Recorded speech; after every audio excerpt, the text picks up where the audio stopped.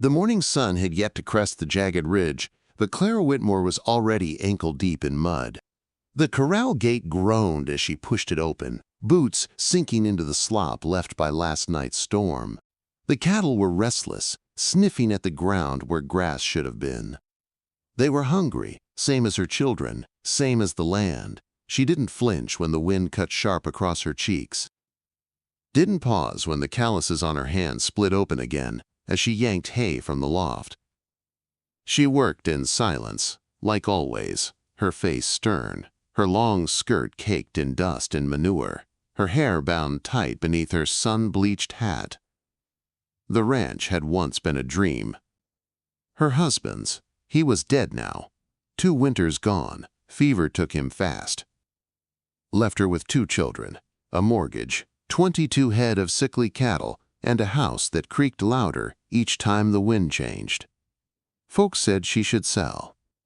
Said a woman had no business holding on to land when men were willing to take it off her hands. She proved them wrong every damn day. "Ma!" James hollered from the porch, his voice thin from growing too fast and eating too little. "The wagon's ready." Clara wiped sweat from her brow, grabbed her gloves, and made her way toward the rickety buckboard hitched to their only mare.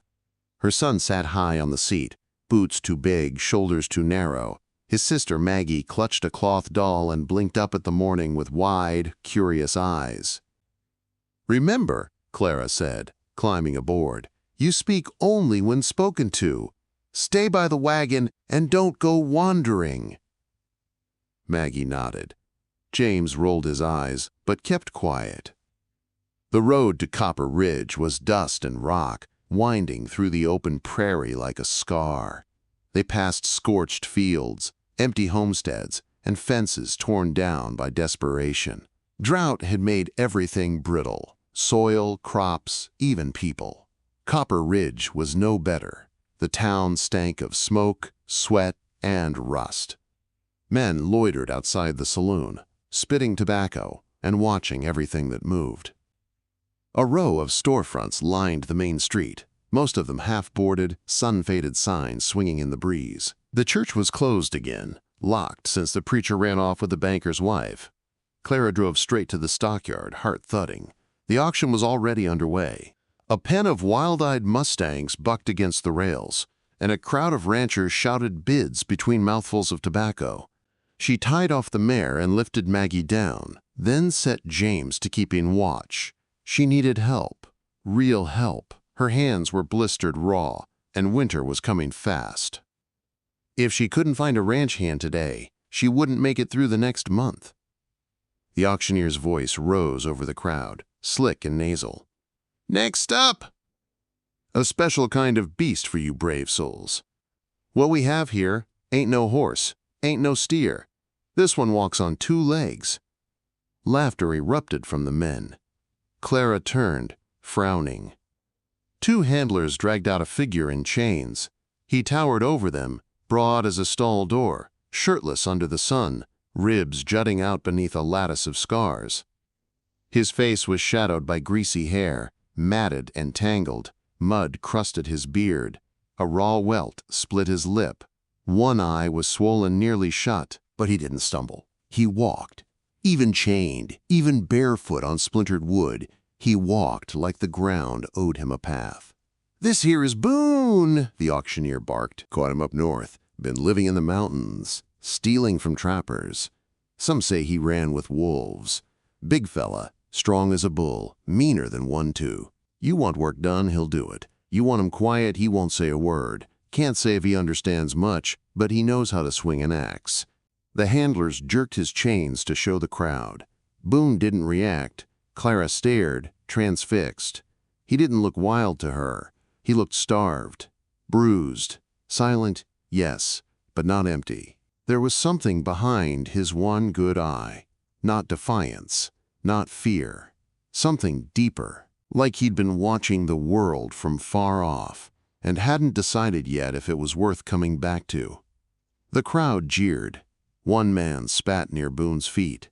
Another shouted, "Bet he kills the first man who gives him an order."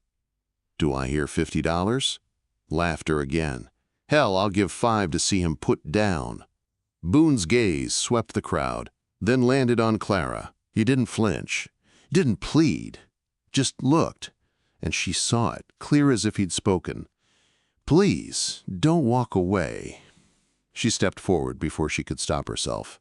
"50," she said. Silence dropped like a stone. The auctioneer blinked. "Ma'am?" "I said 50, Clara repeated, voice like iron. "Cash." A slow ripple spread through the crowd. Some snorted, others stared. A few muttered about a woman gone mad. She ignored them. The auctioneer grinned, surprised, but not unhappy.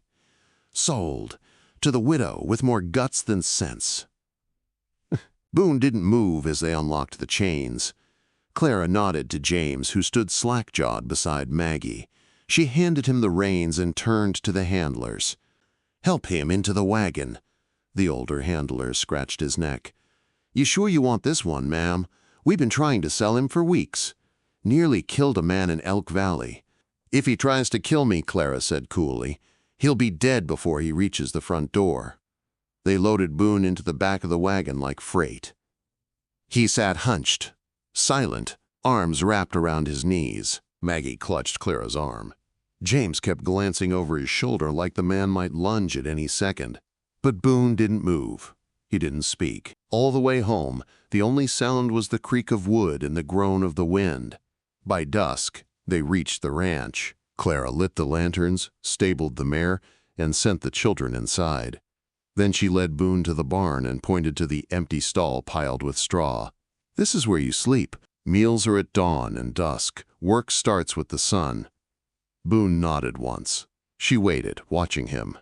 He didn't speak, didn't question, just sat in the straw, curled against the wall like a wolf too tired to bite. Clara stepped back, heart tight. Something about the way he folded into himself unsettled her. Not because he was dangerous. Because he wasn't. Because he looked like a man who had nothing left to lose. That night, Clara stood at the kitchen window, watching the barn. The lantern inside still burned, a faint glow behind the slats. The children were asleep, but she couldn't rest. She told herself it was just business, that she'd bought muscle, not company, that Boone would be gone come spring. But still, she watched the light. And in the quiet of the house, she whispered to no one. "What did they do to you?" Boone never came inside the house, even after a week. Even with the frost rolling down from the high ridge and morning air that bit through to the bone, he kept to the barn, like it was the only place he deserved to be. Clara had offered him a cot in the back room of the house. Once. He had shaken his head. Not a word. Just that silent refusal, and a return to the stall with the cracked lantern, the same spot he slept in every night. He was up before anyone else, always, already working. By the time Clara pulled on her boots and shrugged into her coat, he'd already hauled water to the trough, split wood, and checked the fencing. He did it all without being asked, without being told, and without a sound. James watched him from a distance, arms crossed. Maggie was less subtle. She followed Boone around like a cat, quiet but curious, her boots crunching behind him through the frost-bitten grass. Boone never told her to stop. He never told her anything. But once, when her boot caught in a gopher hole and she stumbled forward, he caught her with one arm before she hit the ground, held her there, suspended, like lifting a feather. She blinked up at him. He set her back on her feet. Then he nodded once and walked away. That night, Maggie drew him in charcoal. Her lines were crooked, but the shape was unmistakable. A tall, broad man with a shadowed face, kneeling next to a calf. She slipped the drawing under the barn door while Boone was inside. He found it the next morning, tucked it in his coat, and said nothing. Clara saw him tuck it away and say nothing. She saw everything, even when he thought no one was watching. By the third week, something strange began to settle on the ranch. The cattle stopped pacing as much. The hens began laying again. The fences held. Boone worked like he had no need for food or rest. But he took both when they were offered. Always last, always separate. At meals, Clara left him a tin plate on the back porch. It was always empty by morning. She told herself it was fine. They didn't need conversation. They didn't need to know his favorite color, or where he was from, or if he believed in God. He did his job. He didn't cause trouble, but she couldn't shake the image of his eyes. That first time, the way he'd looked at her across the auction pen, not with fear or hate, but pleading, like he'd recognized something. Or maybe someone. She didn't ask. She didn't press. Not until the day the sheriff came calling. The knock was sharp, impatient. Clara wiped her hands on her apron and opened the door to find Sheriff Dane Holt standing on the porch, thumbs hooked in his belt, eyes scanning the horizon, like trouble was always one hill away. "Morning, Clara," he said. "Sheriff." Her voice was steady. She knew him since before she buried her husband. He was decent, but cautious. A man with one eye on the law and the other on whoever held the most money. "You got a man here," Holt said, nodding toward the barn. "Big fella. Bought him out of auction, I heard. He's helping with the ranch." "You know where he's from?" "No." "You know what he did before he ended up in chains?" Clara crossed her arms. "Does it matter?" "He's done more in 3 weeks than any man I've paid in 3 years. Holt looked down, adjusted his hat. "You know Braxley's been sniffing around, right? Says you turned down his offer again. Because he wants to steal my water rights, not help. He's not a man who takes kindly to being told no, Clara." "I'm not a woman who cares what he takes kindly to." Holt gave a dry chuckle.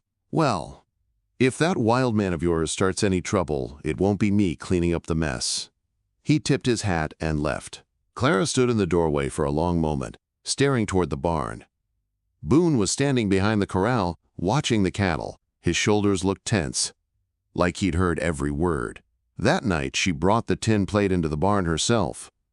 Boone was sharpening a draw knife, sitting in the same pile of hay he always did. The lantern cast long shadows, carving lines across his face. He looked up, but didn't speak. Clara set the plate beside him and sat down, just out of reach. "You hear what the sheriff said?" she asked. Boone gave a nod. "He said you're dangerous." Boone's jaw tightened. His hand paused over the blade. She waited, then asked, "Are you?" He didn't look at her, just stared at the blade. Slowly he set it aside. "No," he said. "One word. Heavy. You don't talk much." He shook his head. "You understand everything, though." A pause. Then, "Yes." Clara nodded, more to herself than to him. "Why'd you let them chain you like that?" He was quiet. For so long she thought he wouldn't answer. Then, finally, he whispered, "Didn't want to kill again." The words hit her like a fist. She stared at him, but he wouldn't look back. "Again?" she asked. He nodded once. She swallowed. "Was it justified?" He closed his eyes. "Doesn't matter." She stood slowly, unsure what to say. The air felt heavier now. Before she turned to go, she said softly, "It matters to me." When she left, the lantern still burned behind her.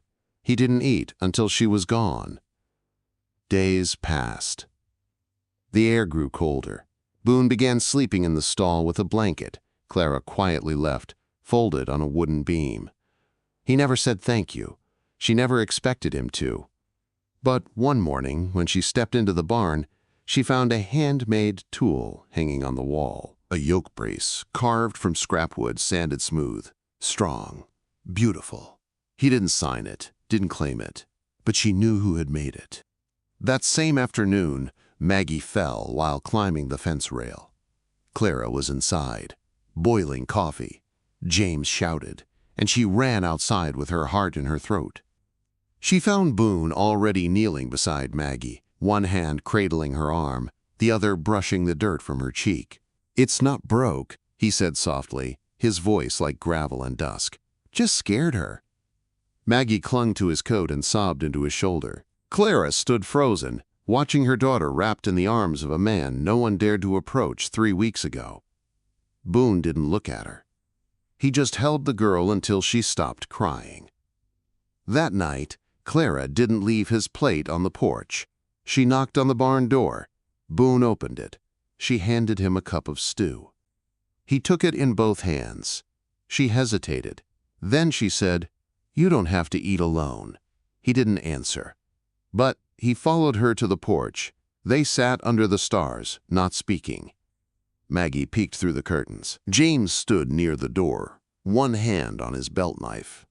Boone sat with his shoulders hunched, as if he didn't know how to belong there. Clara didn't push him to speak. She just sat beside him and let the silence stretch. In that silence, something shifted. Not trust, not yet, but the beginning of it. She saw the way he looked at the stars, like he'd once watched them from a mountaintop and never thought he'd see them again. And she thought, not for the first time, this man is not what they said he was. He wasn't tamed, but he wasn't wild either. He was something else, something wounded, something waiting. And maybe, just maybe, something worth saving. The wind came down from the bitterroots, sharp enough to cut, scattering dead leaves across the yard. Clara stood at the porch rail, coffee cooling in her hands, watching Boone work the fence line. He moved with steady precision, his broad back bent over a post, his breath rising in pale clouds. He never seemed to tire, never seemed to need to rest. But Clara noticed the way his left arm stiffened after heavy work, the faint hitch in his step when the day wore long. She didn't ask. He didn't offer. Inside, James sat at the table, carving a bit of wood with his pocket knife, eyes drifting often toward the window. Maggie knelt on the floor, dressing her doll in scraps of fabric. Both children had grown used to Boone's presence, though James still wore that guarded look, as if the man might turn at any moment. By noon, Clara had her coat on and was headed toward the barn with a basket of bread and salted pork. Boone was inside, stripping bark from a length of cedar. The scent filled the air, sharp and clean. His coat was hanging on a peg, his shirt damp with sweat, the corded muscle of his arms flexing as he worked. Clara set the basket on the workbench. "Eat!" Boone looked at it, then at her. Later, she took a step closer. Now. Something in her tone made him set down the draw knife. He wiped his hands on a rag and took a seat on the stool, tearing the bread slowly, chewing like a man unused to eating in company. She leaned against the wall, arms folded, watching. After a moment, she asked, "What happened to your arm?" He didn't look up. "What arm?" "The left. You favor it." His jaw flexed. "Old break." "How?" He chewed for a long while, then said, "Got caught in a bear trap." She blinked. "On purpose?" "No." He went back to eating, but she could feel the wall between them. Thick, high, deliberate. She didn't know why she kept pressing against it. Maybe because something in his silence felt heavier than danger. Later that afternoon, Maggie came running into the house, cheeks flushed from the cold. "Mama, Boone's showing me how to ride." Clara's stomach nodded. Maggie was only 8. She'd been begging to ride alone for months, and Clara had refused. But when she stepped outside, she saw Boone standing beside the old bay mare, one hand steady on the reins, the other resting lightly on Maggie's knee, as she sat proud in the saddle. "Just around the pen," he said when he saw Clara watching. Maggie's smile was bright, cheeks pink with joy. Boone walked beside the horse, slow and careful, never letting go. Clara didn't stop them. Something in the way Boone moved, protective, deliberate, told her Maggie was safer than she'd ever been. When the sun dipped low, Boone lifted Maggie down, his hands gentle as if she were spun from glass. James watched from the fence rail, his expression unreadable. That night, Clara went to the barn with the lantern. Boone was oiling the saddle, his hands sure and practiced. She stepped inside, the air warm with the scent of leather and hay. "You were good with her," she said. He shrugged. "She's brave. She gets that from me." He gave a faint smile, so faint she almost thought she imagined it. Clara set the lantern on the beam and leaned against the stall door. "Tell me about the bear trap." He kept working, the oilcloth gliding over the leather. For a moment, she thought he wouldn't answer. Then he said quietly, "I was tracking elk. Winter was bad that year. Snow came early, deep. I was hungry enough to take risks, stepped where I shouldn't have. She waited. 2 days, he went on. Snow kept falling. Couldn't get free. Figured I'd die there. A boy found me. Indian boy. Brought his father. They got me out. Took me to their camp. His voice roughened. That's where I stayed. Until the soldiers came. Clara's pulse quickened. Soldiers? They said the boy was a thief. Took him outside the camp. Lined him up with the rest. Boone's hand stilled on the saddle. I stepped in. Killed one. Put the rest on the ground. Got the boy out. But it didn't matter. Army called me a traitor. Put a price on my head. Had to disappear. The barn felt smaller. The air heavy. Clara could see it. The snow. The gunfire. The blood. She imagined him alone in the mountains, hunted, wearing the cold like a second skin. Why tell me? She asked softly. He looked up at her, that single good eye steady. You asked. For a long moment, they just looked at each other. Then she reached for the lantern. Don't work too late, it's colder tonight. When she left, she didn't see the way he watched her go, his gaze following until the light faded. Over the next days, Boone became a shadow at the edge of her vision. Fixing gates before she noticed they were broken. Chopping wood before she could ask. Once, she found him kneeling in the snow, mending the smallest tear in Maggie's coat. He didn't see her watching. But trouble was stirring beyond the ranch. One morning, a pair of riders came down the trail, dust rising behind them. Braxley's men. They dismounted at the gate, their eyes roaming over the house, the barn, the land. Boone was by the water trough. He straightened slowly, like a man measuring distance. The taller of the two men grinned at Clara. Mr. Braxley sent us to make you a fair offer. I've told him no. This one's better. Real generous. No. The man's grin thinned. You keep turning him down, you'll regret it. His gaze slid toward Boone. And you might want to keep that one on a short leash. Folks talk about him, say he's dangerous. Boone's hands curled into fists, but he didn't move. When they rode off, Clara turned to him. Don't, she said. His brow furrowed. Don't give them reason, she added.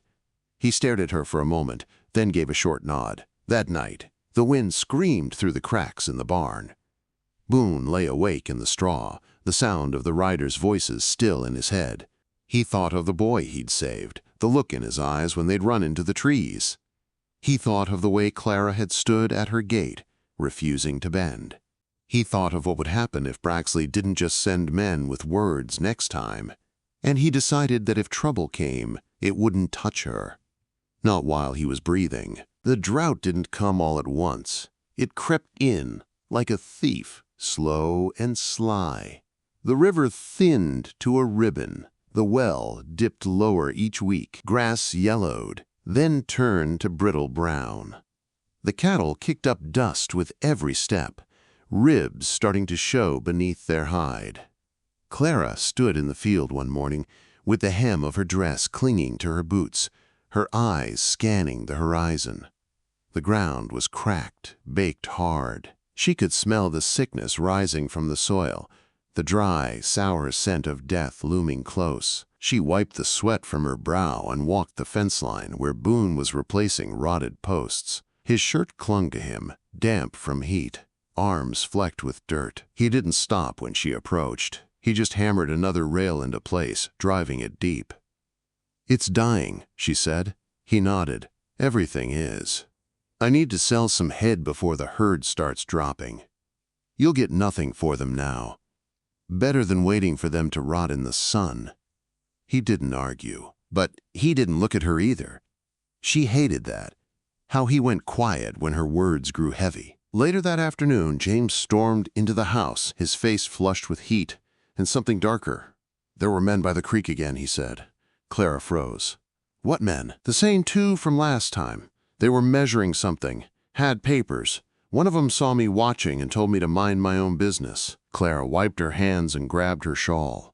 Boone! He came through the back, silent as ever. She explained what James had seen. Boone didn't speak until she finished. Then he said, They're scouting. Next time they'll bring more. Let them bring lawyers. They'll get nothing from me. They won't bring lawyers. She met his eyes. What'll they bring? Boone's silence told her everything. That night, Clara sat by the fire, sipping tea that had gone cold. Maggie had fallen asleep, curled on the rug. James sharpened a tool in the corner, scowling at the blade as if it offended him. You think he's going to protect us? James muttered, not looking up. Clara didn't answer. You act like he's one of us. He ain't. You saw what that man said. You heard the sheriff. You don't even know what he's done. I know what he's done here. James slammed the whetstone down. He scares me, Ma. Clara looked at her son and saw the fear. Real, deep, and honest. But underneath it, she saw something else. He scares you because you don't understand him. He scares me because you let him close. Before she could answer, the door creaked open. Boone stood in the frame, his face in shadow. I need to show you something, he said to Clara. She followed him into the night, across the field, past the barn. He led her to the northern ridge, where the trail dipped down toward the creek. In the moonlight, she could see new tracks, hoof prints, boot heels, deep and deliberate. They were here an hour ago, Boone said. Clara felt her throat tighten. How many? 4. One stayed back on the hill. Scouting? No watching. She looked at him. How long before they come for real? He didn't answer. I have a rifle. James knows how to shoot. You'll need more than a rifle. You're not listening. I'm not giving this land up. I know. The wind picked up, rattling the dry brush around them. Boone turned to face her. You're going to have to be willing to bury a man if you want to keep it. Her voice didn't shake.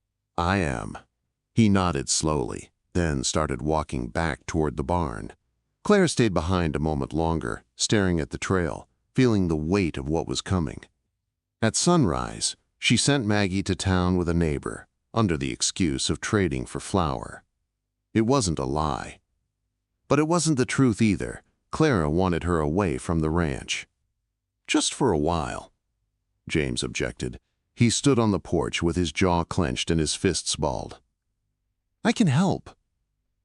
You can, she said. But not if you're worrying about your sister. He looked at Boone, then back at her. You trust him more than me.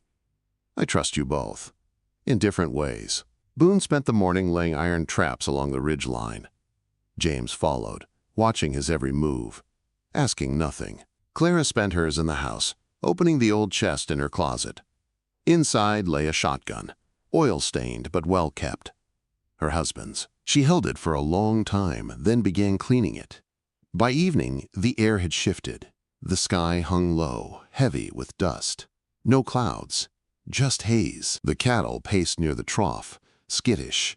Even the birds had gone quiet. Then came the hoofbeats. Boone was the first to hear them. He stood by the barn, motionless, eyes locked on the ridge. Clara stepped out onto the porch, shotgun in hand. James stood beside her with his rifle. 4 riders crested the hill. One held a paper in his hand. Another held a rifle across his saddle. The one in front was Braxley, dressed in black, clean boots, slick hair, a smirk that made Clara's stomach churn. Miss Whitmore, he called, voice syrupy. I've brought legal documentation confirming transfer of deed. I suggest you take a look. You can shove your paperwork, she replied. Now, he said, dismounting. Let's not make this harder than it has to be. I've got men willing to help escort you into town. You can find yourself a nice little cottage near the church. Be close to folks. Easier life. This is my life. He nodded, lips tight. You've always been proud. Your husband used to be that way too. Didn't work out for him. Boone appeared from behind the barn, stepping out slow, no weapon in hand. Just standing there, watching. Braxley's men shifted in their saddles. One reached for his gun, but Braxley held up a hand. You really gonna let a convict stand between you and what's best for your kids? Boone spoke for the first time. His voice rolled, low and steady. You step foot on this land again, I'll bury you in it." Silence fell like a stone. Braxley laughed. "There it is. Knew he had a growl in him. But this ain't the woods no more. You don't make the rules." He turned back to Clara. "You've been warned. Next time we won't be talking." They rode off slow, deliberate, dust trailing behind them. Clara lowered her gun. Her arms ached. Boone didn't move. James stared after them. "They'll be back." "I know," Clara said. Boone looked at her. "I'll need traps, wire, anything sharp. I've got barbed wire in the shed, bear traps too. We'll make a line along the ridge and the low trail. They'll come at night. They'll think we're asleep." Clara nodded. "We won't be." That night, Boone didn't sleep in the barn. He slept on the porch, rifle across his knees, watching the trees like a man who'd seen what hunted in the dark. Inside, Clara sat with James near the fire. She said nothing. Neither did he. Outside, the wind howled across the field. Boone didn't blink, and somewhere in the distance, a coyote screamed. The firelight in Clara's parlor had burned low, casting long shadows that danced across the floorboards. The house was silent. James lay on the rug with his rifle beside him, boots still on, one hand curled under his cheek. His chest rose and fell with the deep, uneven rhythm of a boy trying to sleep while waiting for something to come. Clara sat in the rocking chair, arms crossed tightly over her chest, staring through the dark window toward the yard. Every creak of wood, every gust of wind stirred her deeper into alertness. She hadn't taken off her boots. She wouldn't. Not tonight. On the porch, Boone hadn't moved since sunset. The rifle lay across his lap, stock nestled against his thigh, his back resting against the house post. He watched the horizon like it might open its jaws and swallow them whole. His breath came slow, steady, but his right hand remained curled around the trigger guard, thumb tapping the metal every few seconds. He wasn't calm. He was waiting. The moon had risen halfway across the sky when the sound came, faint, distant. Not hoofbeats this time, but wheels. A wagon. Moving slow. Boone stood without a sound. Clara was already at the door when he turned. She nodded once. He stepped off the porch. James stirred and stood, rifle in hand. His face was pale but set. The wagon came into view from the south trail, hidden from the ridge by a line of trees. There were no lanterns. Just the quiet rumble of wooden wheels and the low creak of an overloaded cart. Two figures on horseback followed behind, their outlines long and sharp in the moonlight. Boone moved through the dark like he was made for it. He stepped between shadows, vanished behind the barn, and appeared again near the smokehouse, crouched low, watching. Clara stepped onto the porch and raised her shotgun. She didn't aim. Yet. The wagon rolled to a stop just outside the main gate. One of the riders dismounted and stepped forward. A big man, broad-shouldered, wearing a long coat that brushed the tops of his boots. His voice cut through the dark. "Evening, widow." Clara said nothing. "We come to collect what Mr. Braxley's already paid for." Boone stepped out from the trees like smoke made flesh. His rifle was raised, aimed steady at the man's chest. "You got 10 seconds to turn around," he said. The second rider dismounted fast, gun already in hand. Boone's shot cracked through the night before the man could aim. He dropped like a stone. The horses spooked and reared. The wagon driver shouted, pulling the reins hard, but Boone had already moved again, running low, keeping to the blind side, eyes fixed. The big man grabbed for his pistol. Clara fired from the porch. The shot went wide, but it bought Boone time. He closed the distance in 5 long strides, shoulder slamming the man into the wagon wheel with a crunch of wood and bone. They went down hard. James fired from the corner of the house. The wagon driver screamed and jumped clear, diving into the brush as bullets tore through the air. Clara reloaded with shaking hands. Smoke stung her eyes. Boone was on top of the big man, fist raised. He brought it down once, twice. The man went limp. Boone stood and spun, rifle up, scanning for movement. There was none. The quiet returned like a blanket falling over the world. James stood near the porch, chest heaving. Boone walked toward the fallen rider, checked for breath. Nothing. He looked up at Clara and gave a single shake of his head. She came down the steps, boots crunching over gravel. "We'll bury him." Her voice was rough. Boone nodded. Far end of the field. The wagon was full of tools, chains, empty sacks, rope, shackles. Not for supplies, not for trade. They weren't coming to buy the ranch. They were coming to clean it out. Clara stared at the contents of the cart, bile rising in her throat. "They thought we'd be asleep," James muttered. "They thought we'd be gone," Boone corrected. At dawn, Sheriff Holt arrived, riding hard with 2 deputies behind him. Word had reached town through a frightened witness, the wagon driver, likely, who'd fled under cover of gunfire. Clara met the sheriff at the gate. Her dress was torn at the hem, her hands covered in dried blood. She didn't flinch when he looked at her. "Tell me what happened," Holt said. "I defended my land," she replied. Boone stood a few feet back, arms crossed. Holt glanced toward the wagon, then toward the man buried near the fence. His jaw tightened. "You know Braxley's going to spin this. Say you lured his men, ambushed them." "Let him talk," Clara said. "I've got witnesses. I've got my son. I've got a bullet in my front yard and 2 sets of boot tracks coming in." Holt looked at Boone. "And him."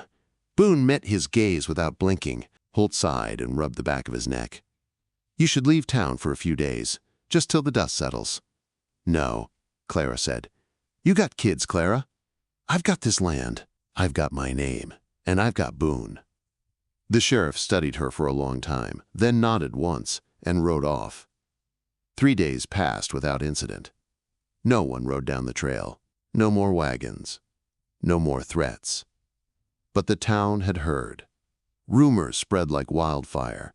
People whispered about the widow who killed a man, about the wild mountain hand who hunted in the dark and didn't miss. Some whispered in fear, others in respect. On the 4th day, Boone came to the porch after supper. Clara was rocking slow, watching the last of the light fade behind the hills. He stood at the steps, silent. "You're not sleeping again?" she said. "I don't sleep much." "You're safe now." He shook his head. "You might be. But that ain't what keeps me up." She looked at him, then stood. "You ever think about leaving?" she asked. He didn't answer. "Not because you have to, just because maybe there's something else out there." He took a long breath. "There isn't. Not for me." She stepped closer. "Well, why not?" He looked down. "Because I don't belong in the world the way it is." Her hand reached for his arm, fingers brushing the scar on his forearm. He didn't pull away. "You belong here," she said. The words were simple, quiet, but they were enough. He raised his eyes to hers. Something soft broke loose behind them, like a thaw cracking frozen ground. Slowly, gently, she leaned in. He didn't move. Their foreheads touched, breath mingling. No kiss. Not yet. Just 2 people standing still in a world that never stopped taking. The next morning, Boone wasn't in the barn. Clara stepped outside, searching the field. She found him in the south pasture, building a fence. Not mending, building. A fresh line, marked with posts and rails he'd carved by hand. "What are you doing?" she called. He turned, sweat glistening on his brow. "Making a space," he said. "For what?" He looked down, then back at her. "For staying." In a world where the strong preyed on the weak and land was taken with the pull of a trigger, a widow stood her ground, and a man once lost to the wild found a reason to stay. Boone didn't need taming. He needed a place to belong.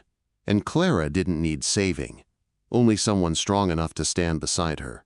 Together, they carved out a life, not from dreams, but from blood, grit, and something dangerously close to love. If this tale of fierce loyalty, quiet love, and frontier survival stirred something in you, saddle up and hit that subscribe button to Wild West Love Chronicles. Don't miss the next ride through heartbreak, hope, and the kind of stories only the Wild West can tell. More gripping sagas await. Subscribe now and never ride alone.